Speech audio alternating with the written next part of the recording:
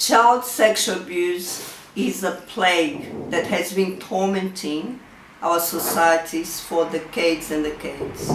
Unfortunately and disturbingly, there are still thousands and thousands of incidents involving parents, step-parents, coaches, teachers, and other members of the family, that the word plague is the best way to describe this violation. Today, I have invited a very inspiring, brave, and young woman to share with us her experience as being sexually molested. She was a victim, but now she's a survivor. She's also my beautiful daughter, Raquel. Thanks for being here, Raquel, and sharing with us your journey. It's a pleasure. Can you please tell us how old are you now? And how old were you when you were first molested? Yep. So I'm 24 now, and when I was first molested, I was a child. The abuser came into our house when I was 12, and the manipulation started from there. It took on its forms, and I was molested a lot of times over the course of 2 years, I think it was. So you just said you were molested your own house. Yeah. Yes. So, and who molested you? You don't need to say names, but who molested you, Raquel? It was my cousin. When did that happen, Raquel? If you recall, can you tell us, how did you feel? What was going on in your mind? Because you were such a young girl. Yeah. I think that at the time that it was happening, the best way that I can describe it was that I was being manipulated by someone who was in a position of power over me. He was a lot older than me, double my age. He was manipulating me, he was convincing me that it was our secret and that we were doing nothing wrong.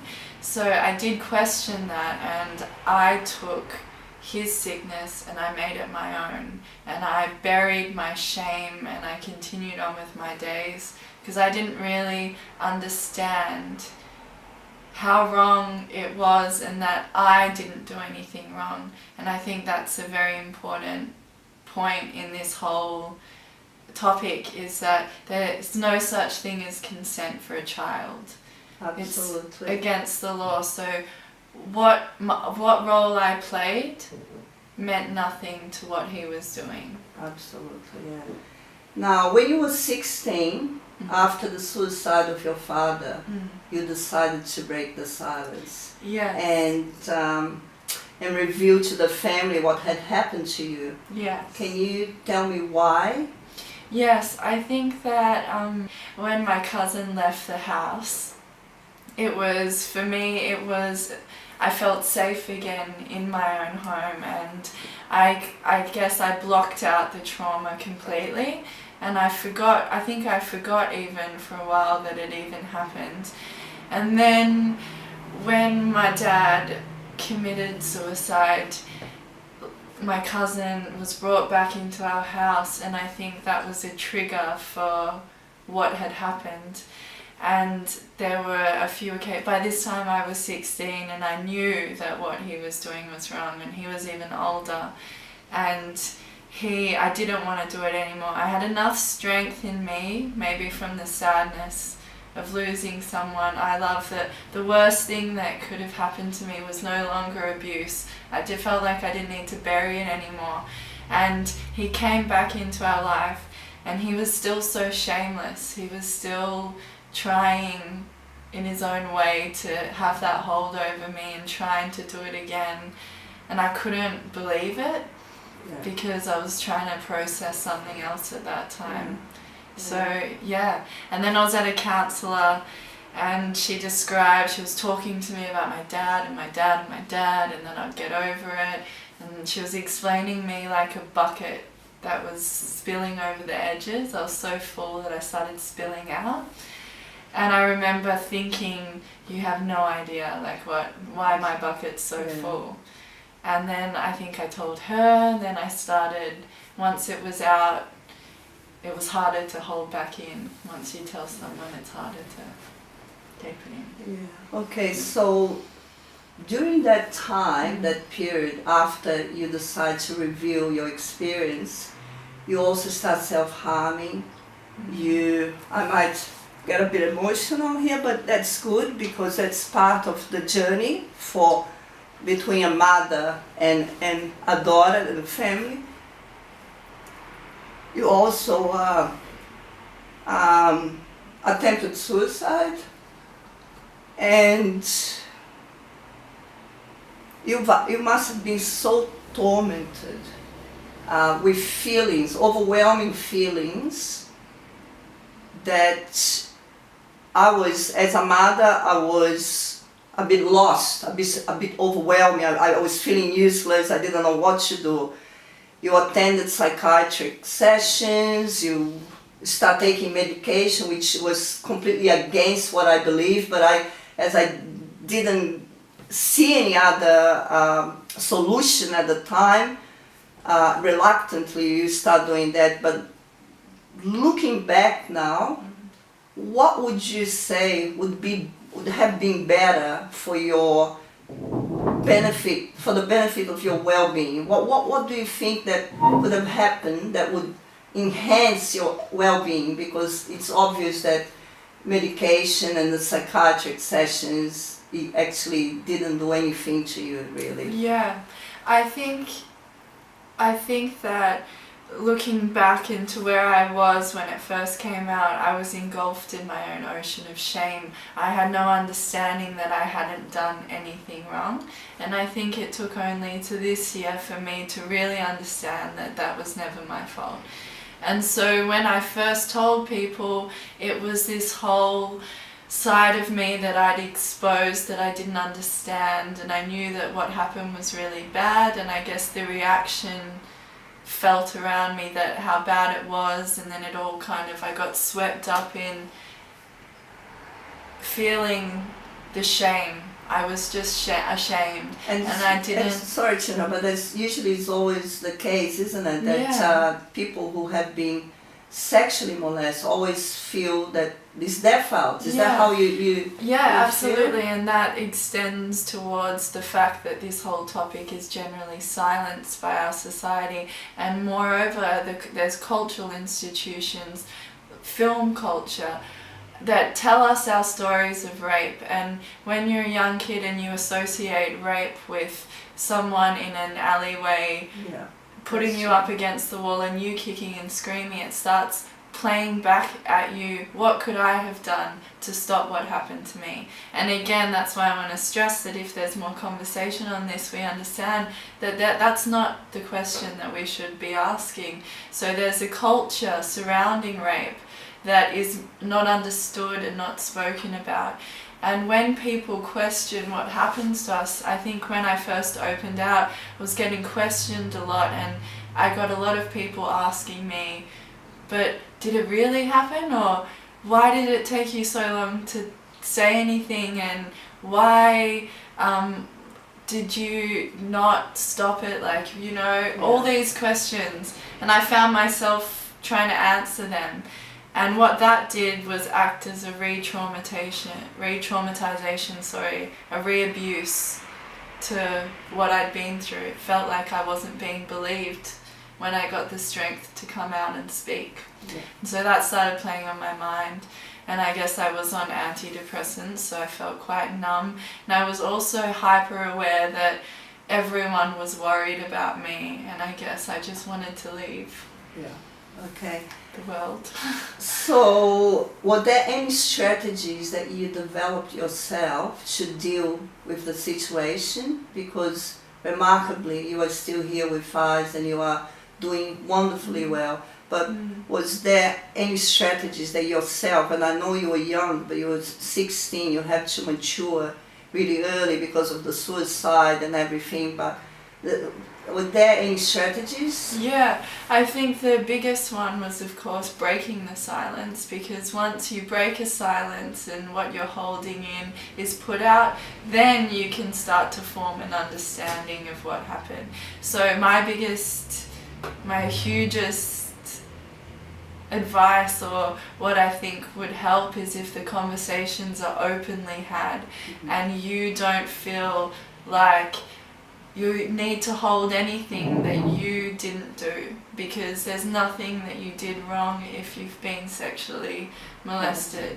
That is not on you, and it never will be. And I think that from the I've had, my biggest help was opening up about it when I did and going through the motions of to get to where I am now. To process my shame, process my guilt, process my self-hate, process my hate towards the perpetrator, process it all and just really think about it and be honest. Honesty. That's another thing I want to say, because it's very confusing for children. From my experience, when something that's being done to you against your will feels nice, I don't think there's an understanding, because you don't understand sex as it is. You know, my first experience of sexual contact was purely my older cousin. Yes. So I think that's what my advice, open and honest conversations, and everyone's experience is their own, but I think to get to the bottom of something you have to be honest with yourself and open up where you feel safe, in safe spaces. I agree completely. Now, even though you were going through the trauma of your father's suicide, dealing with the molestation, you got the courage to pursue justice for yourself. Yeah. We went through the court process, prosecution, prosecution process start. We did our statements, gave evidence, and the perpetrator was finally sentenced, 2 years jail, and after the sentence, he would get deported to Brazil. Yeah. Do you think that his sentence was fair? Of course it's not, but what would you think that would have been a fair sentence? What should have happened to him?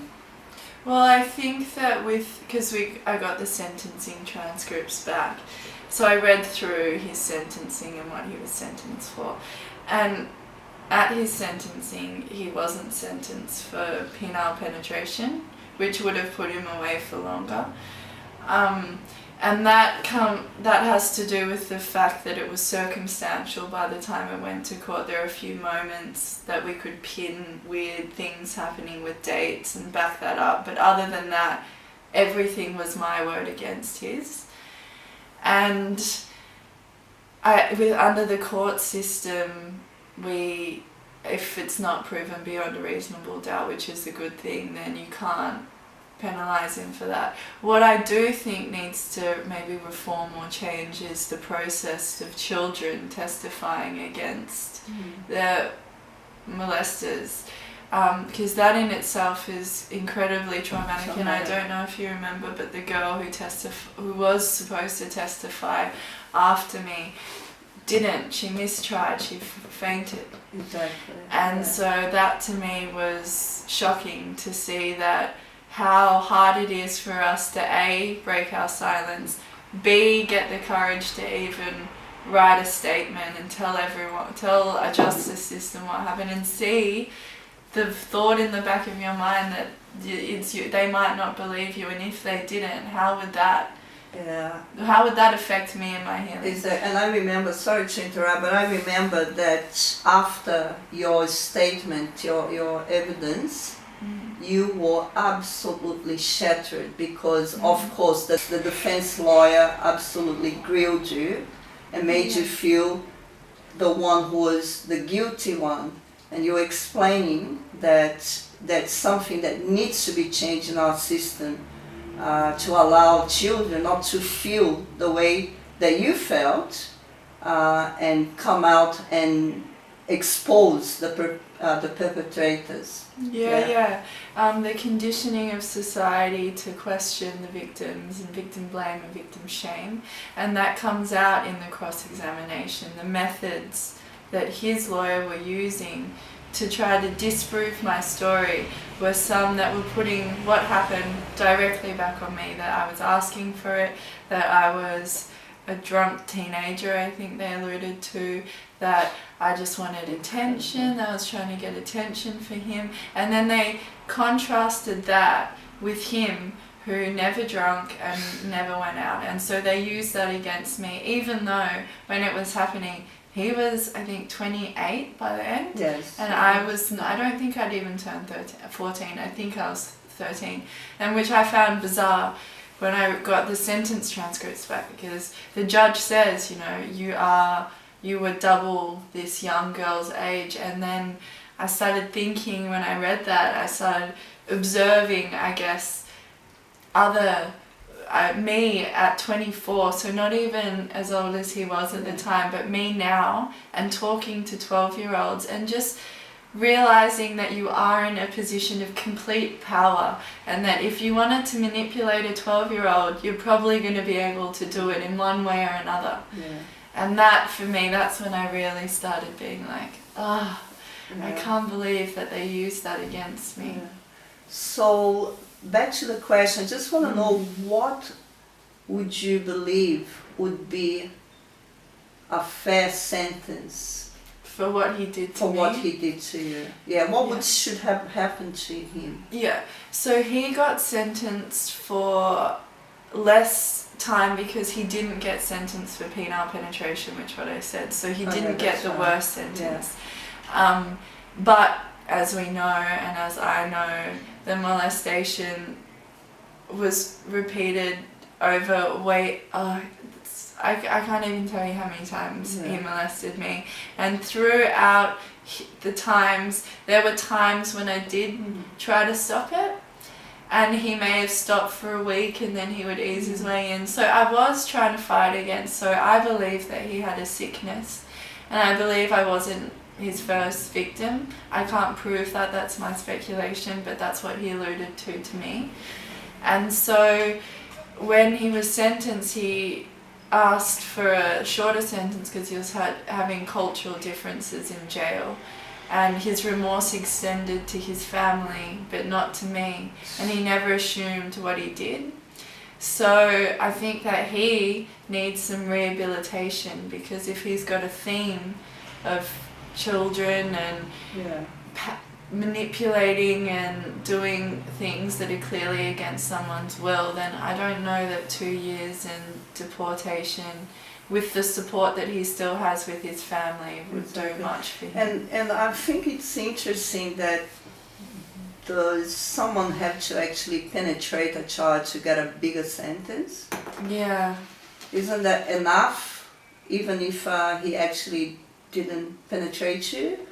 Only the other forms of molestation. Yeah, and I think that when I went to trial as well, we needed specific time, so I was trying to rack my brain and get a timeline of when it went, because it was happening so much time, and in my home it's hard to pinpoint because I was just going to bed every night. And so there were a certain amount of events that I could be like, this was bad because I remember this happened after, and then this. But I did stress throughout my whole trial that it was a lot. If not, I think that for a long time it was nearly every night because he was living with us. Yeah. Yes, so I have a question. Do you believe that parents and teachers should educate young children about the wrongness of sexual molestation? I know young children don't have the intelligence yet to grasp that concept, but should we, because personally I never did that to my children. I never went and said, oh, Raquel, careful if someone touch you, or Gabriel, wait here, or I never did that. So in retrospective, I wish I had done. Yeah. Because usually the perpetrators are people that you trust the most. So do you think we should have some sort of education, at school within the families that would actually help assist this plague that I said to be eradicated? Yeah, absolutely. I think that in a family home, in your safe space, the parents should not be afraid to have the conversation, because as you said, it does happen a lot.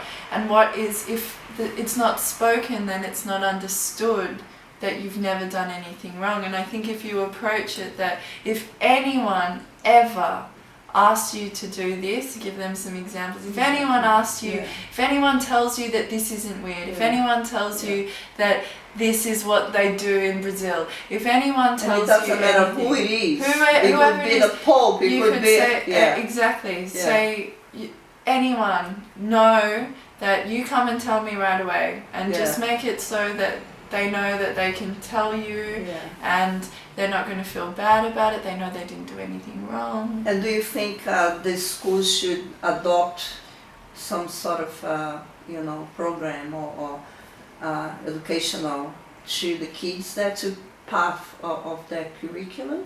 No, for children. I'm talking about little children.